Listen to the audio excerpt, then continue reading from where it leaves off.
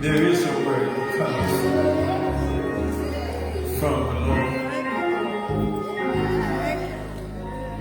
Those of you who have your Bibles, the faith of God's holy writ.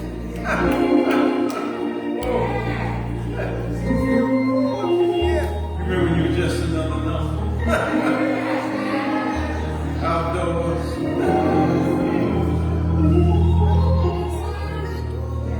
No food to eat. No place safe.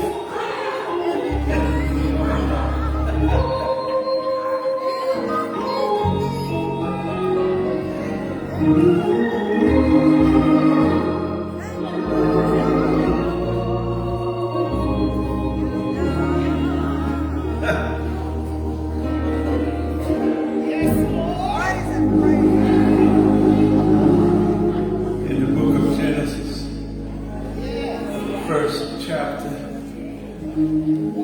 beginning at the first verse.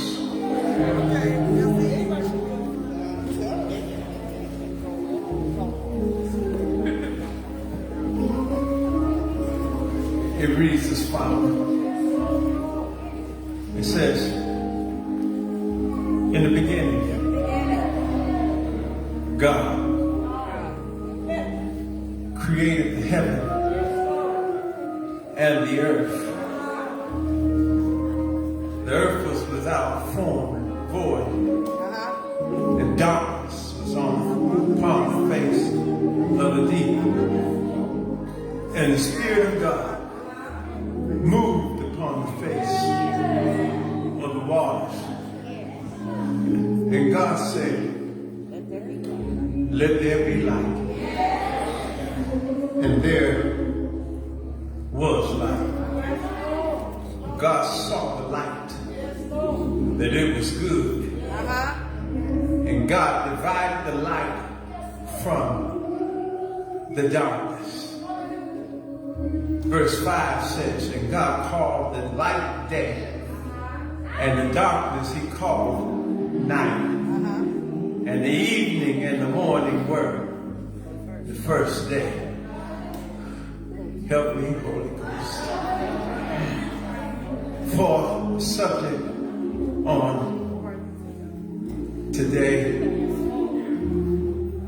be so kind as to turn, look at your neighbor.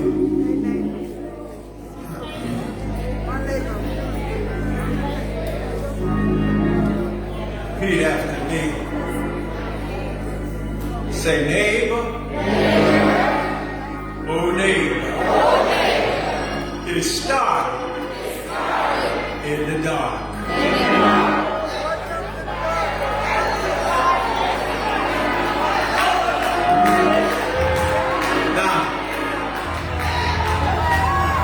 Now, I want you to talk like you know what you're talking about. I'm sure you've had some experiences that started this way. So be so kind as to repeat after me. Tell somebody, say, neighbor, oh neighbor, it started in the dark. God bless you, God bless you, God bless you. It started in the dark. I wasn't quite sure what was going on. I was stumbling, I was fumbling. I really couldn't put my hands on anything, but it started in the dark. God made a way for me, but I want you to know that when it first got started, I couldn't even make sure steps. I couldn't make good decisions. Everything looked like it was in a blackout for me. It was dark. I was confused. I wasn't making good decisions, but some way, somehow, God showed me the way and brought me from the darkness to the light. When it started in the dark, I want to just go to work right there. It started in the dark. You know, now let me help you. Some theologians say that this book means beginnings, but it was not the first book. Some theologians want to explain to you that the book of Job was the first book actually written, even though this was the beginning of time in Genesis. But irregardless, and the only reason they say that because Job his story was of a man born out of time, but in due season. In other words, he could have been born today. He could have been born yesterday. And the whole story of Job is so relevant that just about all of us at some point in our lives could be and reflect the story of Job, where we had everything, we had some things, and then we lost everything. And then after losing everything, if it had not been for the Lord who was on our side, we would have never recovered anything. But I just want to tell you, I'm thankful that God, he who sits high and looks low, saw each of us in the condition that we were in and brought us out of darkness to the marvelous light. Here, this book of Genesis, this book of beginnings, here, this story of God, it was written by a man named Moses. And the only thing that's relevant that I want to share with you about Moses is that God gave him this, and it's believed that God gave him this while he was in the mountain. In a relationship with God in the mountain. Sometimes for God to speak to you, for God to show you some things, God will take you away from the crowd, away from other folk, away from your familiar, and put you in a quiet place, put you in a desolate place, put you in a place where you are sometimes alone and secluded. So don't ever fear being by yourself. Fear not having God when you're by yourself. Here, Moses wrote it not because he was there, but because God showed him. And a lot of theologians believe that God showed him as God showed him his backside. Let's go to work. Some of you were here at 8 o'clock. And I had time to talk about it at 8 o'clock. So here I am now at 11 talking about this where God walked past Moses. And when God walked past him, he had put him in a cliff.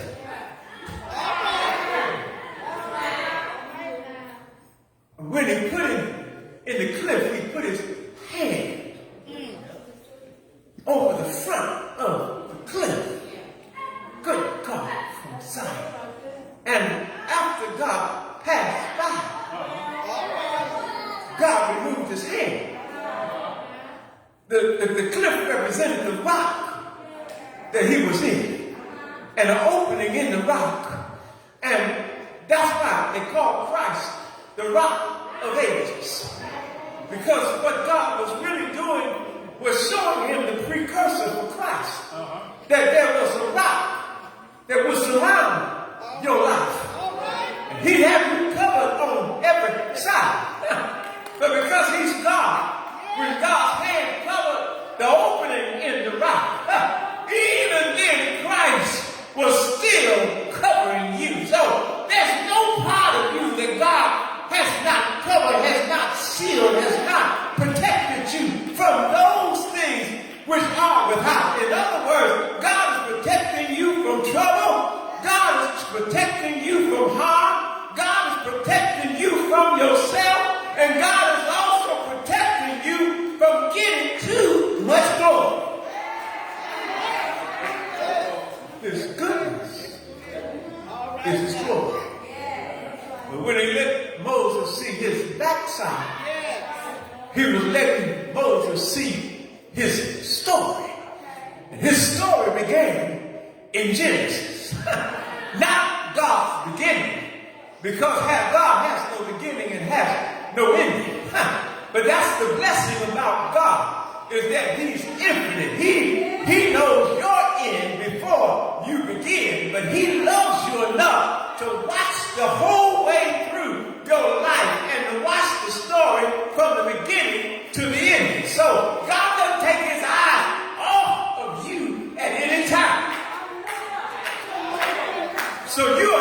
lost from God, but sometimes we are the ones who are lost.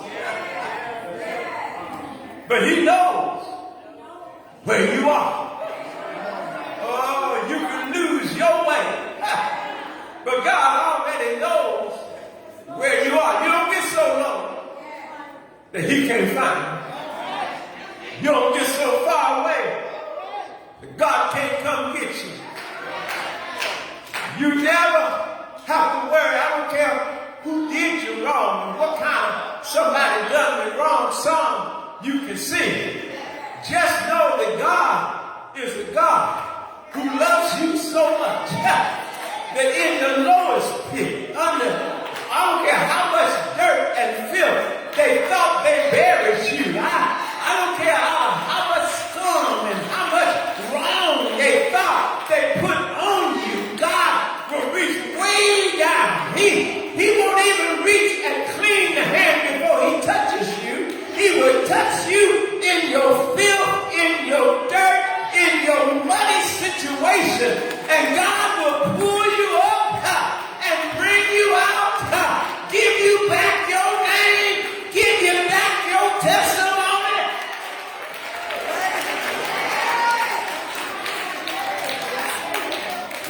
Here, in the beginning, God. I don't have time to tell you how many theologians believe this is the second earth that we're living on and in all the things that may have happened in the first earth. But just look at the fact that it says he created the heaven and the earth. And it says the earth was without form and void, as if it had been buried before. As if it was desolate for a reason before. But do understand, no matter what the trial, no matter what the circumstance, no matter what the situation, God cares about you. He cares about you. I don't care if you was 12 of y'all, 13 of y'all, if there was 6 of you, or if you was somebody's only child. I don't care if you grew up in the foster care system. I don't care if you grew up out in the streets. I don't care how you grew up. I don't care if you had both of your parents and they weren't there at most of the time. God cares about you. And so I don't want you to play the blame game that I'm the way I am because of how this person treated me or how that person treated you. Or I'm the way I am because I didn't have this or I didn't have that. I just want to remind you, God cares about you. And so I don't care who did you wrong. I don't care who's messing with you now. I don't care who's got you all kilter right now. God cares about you. That means God can fix what's broke. That means God can straighten out what's been made crooked. That means God can make right all of the broken places in your life. And not only can he wants to. But some of us have gotten used to singing our sad song for so long. Because some of us don't want to be fixed. Some of us wouldn't know what to talk about if we didn't have something negative to say. Some of us wouldn't even be able to talk on the phone if we didn't have somebody else to talk about. And that's what makes us a sad condition because we don't even want to change. We like being messy. We like keeping up junk and stuff. We like being the one who caused the mess and then turned around and walked away as though we had nothing to do with it. But God said, I care about you. Here he is. Now I want you to know, and I'm glad we got all kinds of people here today. We got some young people, some futuristic thinking people, and that's a blessing in the house of the Lord. I don't want to go to the left But if you don't let people use what God has given them, then you are to blame, and you are sitting up in here by yourself. Because if you're not ever willing to change, if you're not ever willing to accept some new ideas, then I want you to know, baby, that you will end up by yourself. Because everything must change. I need you to understand that there's always something new coming along. And I'm so glad that they don't make wood stoves no more. I'm so glad that you don't have to put wood in the fireplace to get heat at night anymore. I'm so glad that the whole house can get heated at the same time. I'm so glad that there are new wonders and new things happening out there. I'm so glad that there are new ideas coming up all of the time. I might not have the money to keep up, but baby, I'm trying.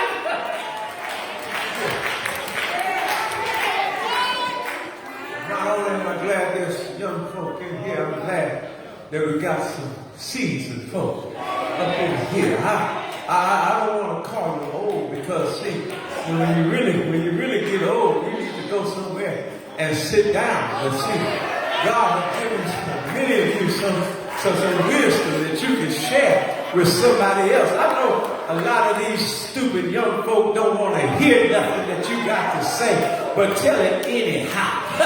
Because they may act like they don't want to hear, but at a time of need, that's what they're going to remember. See, they may know some of these new age songs, but when trouble really comes their way, they're going to start singing, Father.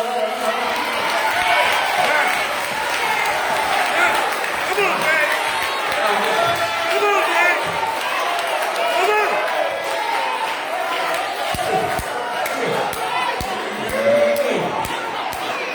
You need young folk. You need seasoned folk. You need folk who are high yellow, high pitched. You need folk who are juicy, dark blue. You need all kind of folk in the church. Did I say that out loud? I believe it. You need all kind of folk in the church. You need folk with a lot of intelligence, and you also need some plain James in the church. You need some folk that they're willing to hear you, because you have an idea and nobody to hear your ideas. That ain't nothing either. So I need you to understand, you need folk in the church that's loud and boisterous and gonna hear their opinion, whether you want to hear it or not. You need all of that mess in the church. But I want you to know, God came to bring us all into order. It's all right to come in that way, but if you stay that way, that's your fault. Now, it ain't because you're not getting good teaching. That's because you're not listening to good teaching. You gotta have an ear to hear what the Spirit says unto the church.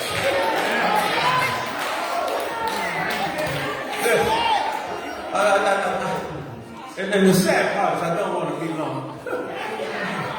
I really don't. But the church, the earth was void, without form. And it says, darkness was upon the face of the deep. God, who had always been here, had to speak life to some dead situations. And some of you die for no reason. You sitting around the house crepe hanging because somebody done left you. You sitting around crying about what you ain't got because you had planned for it to be one way and now it's another way. What you dying for? What you dead for? God said, get up and live. He said, I came that you might have life and have that life more abundantly. I wish I would let one person keep me down. God, you might get to me for a moment, but baby, I'm on my way back up. God's been too good for me to stay down. When I think of his goodness and all he's done for me, my soul cries out, hallelujah. Thank the Lord for saving me. You brought me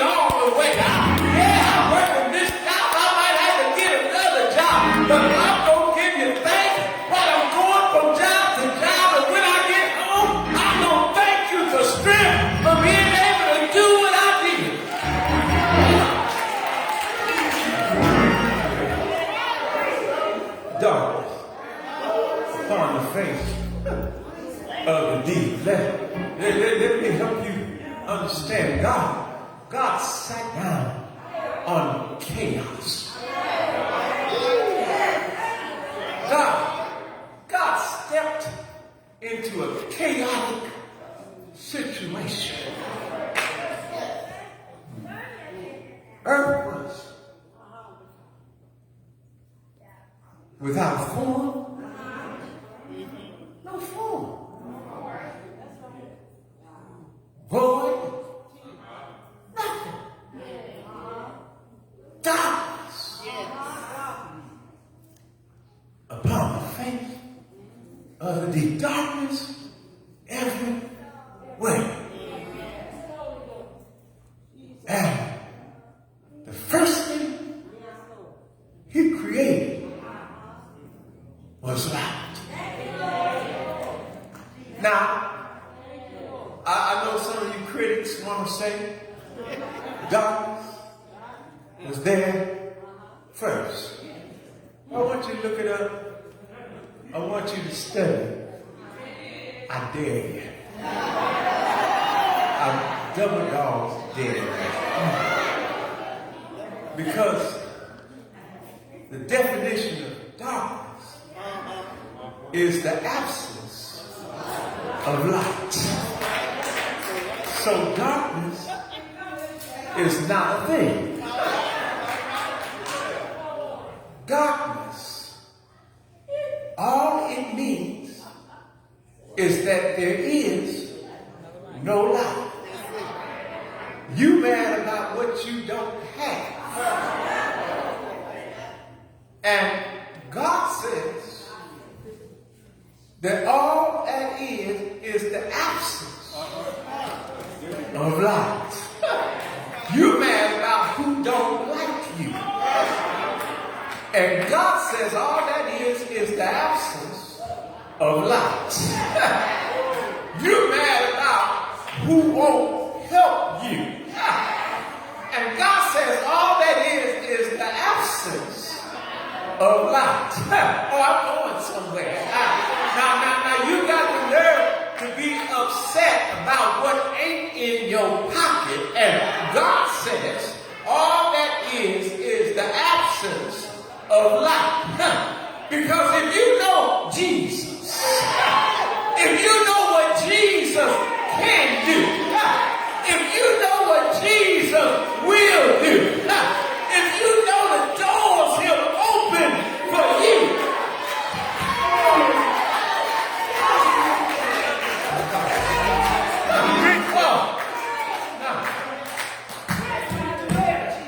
and man could never create light.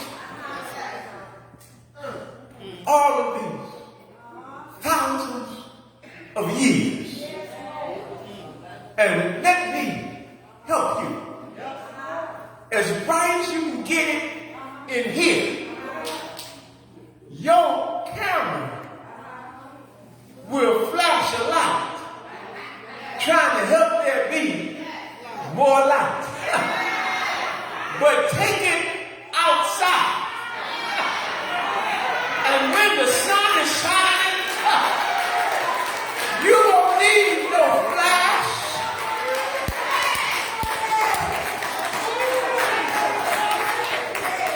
See, we are the lesser light, but he is the great light. God. Oh, I'm about to mess myself up. And now, help me, Holy Ghost.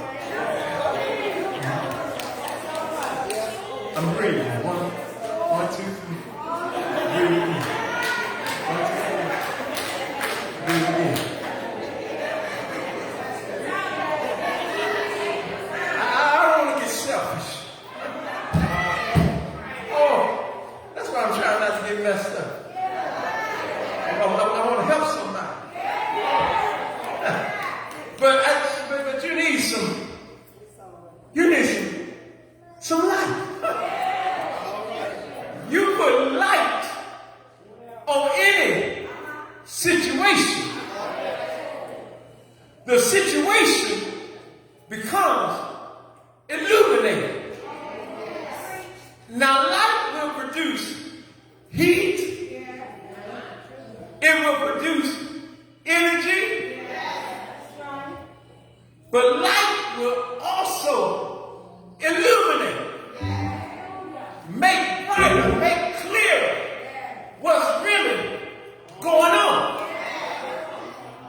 And if you live some of the places I've lived, been in some of the situations I've been in, you ain't got to say nothing. I'll take this one all by myself.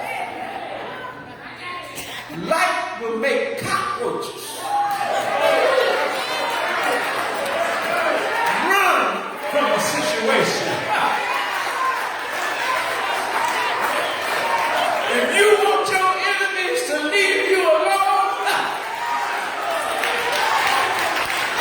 just stop talking to them about how good God is. Just stop speaking over them. God will make a way. I don't know when they're going to do it. I don't know how they're going to do it. But I do know some way, somehow, God will.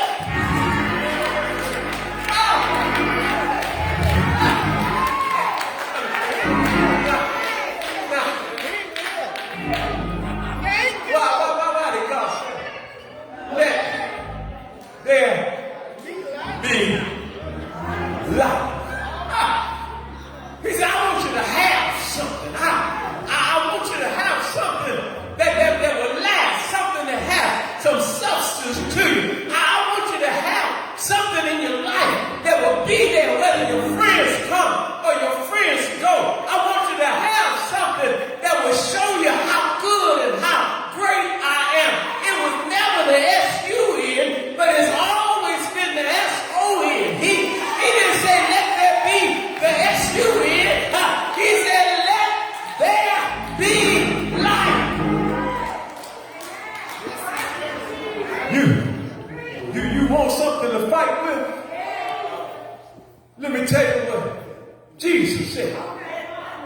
He said, I am the light of the world.